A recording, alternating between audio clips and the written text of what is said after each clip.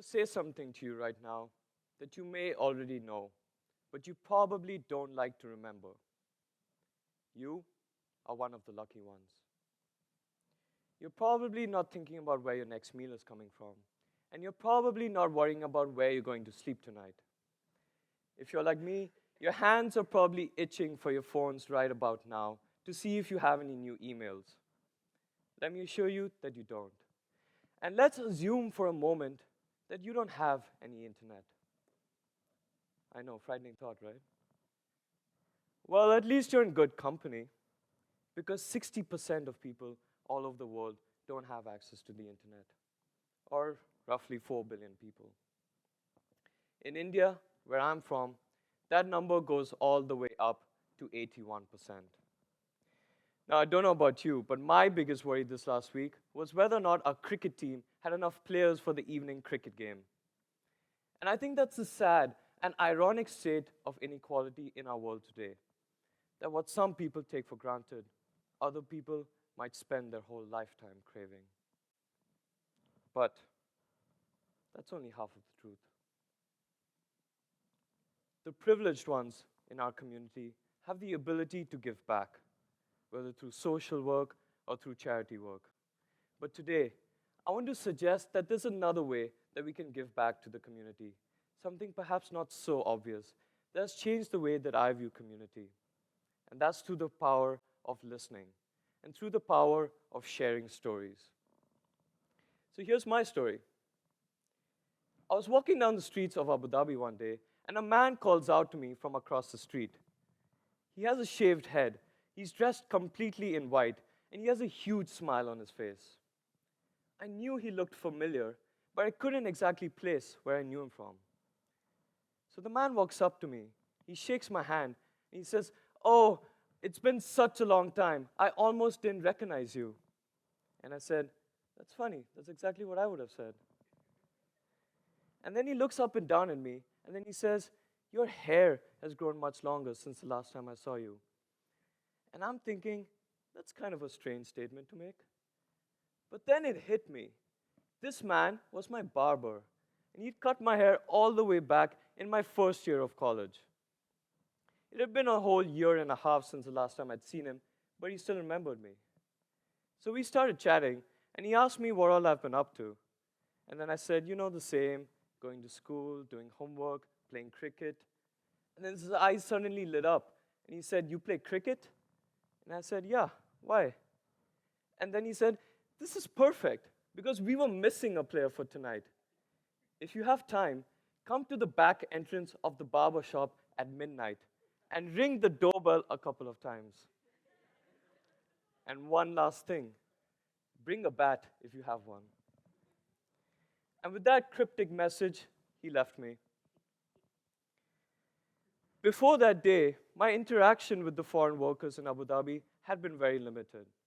I'd spoken to a couple of barbers, a couple of taxi drivers, but that's about it. And somehow, I was always really angry on their behalf. I used to think, man, these men and women have it so tough. They leave their families behind, their young children, their aging parents, and come to Abu Dhabi and the United Arab Emirates for the search of a better life. Many find that the goings are way tougher than they could have anticipated.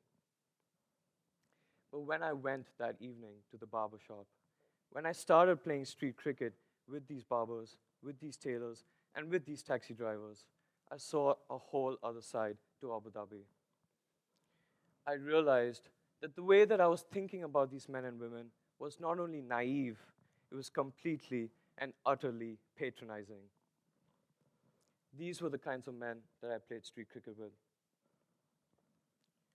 They didn't wear the orange tracksuits. They didn't wear the barber robes. Instead, the man who cuts my hair became the man who, believe it or not, has 3 pet pigeons. And the man who drives my taxi became the man who watches the sappiest Bollywood movies. These men became my friends, and as good friends do, we talked. With their permission, I'd like to share with you a couple of anecdotes from these people's lives that made me understand a bit more about the community in which we live.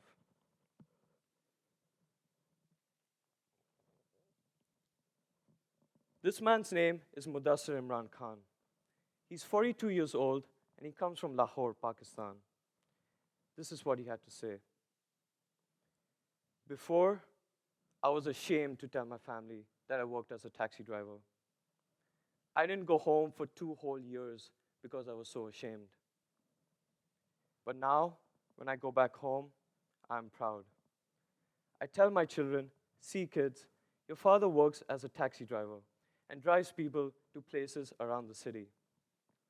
Study well and do your father proud. This man's name is Venkat Raman. He's 37 years old, and he comes from Kerala, India. This is what he says. Of course, when you're so far away from home, you miss your family. You feel sad and you feel lonely.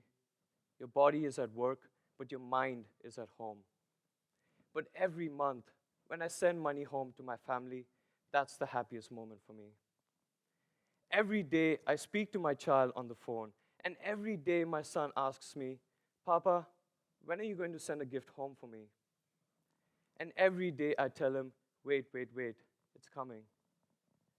And then it's the happiest moment for me when I can actually send home a gift for him. This man's name is Abdul Qadir. He's 26 years old. He's the one on the left here. He usually cuts my hair. And he's also a fantastic cricket player. This is what he had to say. When I play cricket, I forget about my worries. I feel like I'm home again, in my village, among my friends, among my family. It's the only time of the day that I'm not thinking about how much money I made that day. I'm not thinking about how much money I sent home that month. It seems like all my worries seem to fade away. But Mohit, I only have one major problem in my life though. And I said to him, what's the problem? Is everything okay? Is there something I can do to help? And then he looks up and down at me, and then he says, you know, Mohit, the only problem is sometimes we don't know if we have enough players for the evening cricket game. And that really bothers me. Yes, these people have worries, and yes, they have more troubles than a college student like me can possibly comprehend. But before, when I refused to see beyond their professional roles, I was doing these men a massive injustice. Because at the end of the day, all of us want to feel like we belong, like we're a part of a community, like we are part of something larger than ourselves. And yes, there are things that are beyond our control, where we are born, into what kind of family, into what kind of social or economic environment. But there are things in our control.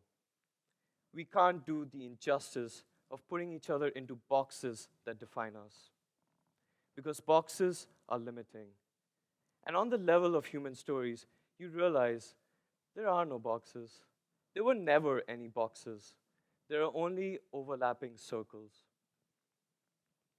Maybe we need to stop focusing on what makes us different and start focusing on what unites us instead. Because maybe our assumptions and our stereotypes can actually do harm to these people's lives by putting them into boxes that they never wanted to be a part of in the first place. We need to become more aware of how we see and encounter one another. When we do that, I think we can make for a kinder and more conscious world. Thank you.